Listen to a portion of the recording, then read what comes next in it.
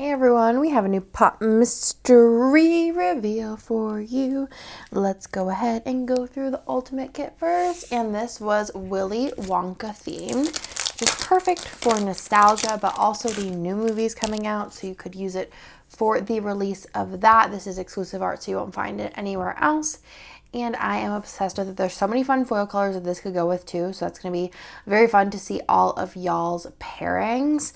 I think I have like the perfect color idea, and maybe you'll think so too. Well, let me just tell you now. I think based on the colors that are in the kit, I think either a blue or a red would be really cool with this, but also we have, I think it's the sparkle format. It is a red and blue mixed metal. I think that'd be so fun with these colors to bring in the red and the blue, and the red and the blue are also in here if you didn't want to do those foils but wanted to bring those colors in. But let me show you what we got. So here are the full boxes, and then here is the half box page, the little thing page, the labels, as well as the pattern labels, the glitter header page with the other two boxes on it with some candies and an Oompa Loompa.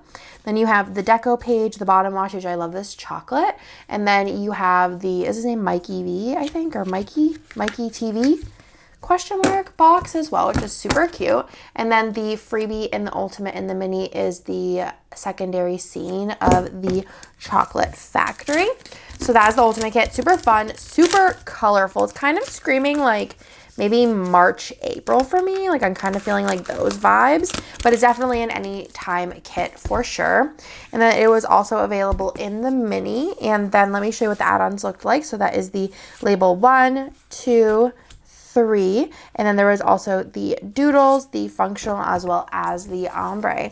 And that is everything for Wonka, and I hope y'all liked this kit. It is no longer available. If you want to buy it, definitely check out the buy sell trade group to see if anybody lists one. Otherwise, I'll talk to y'all in my next video.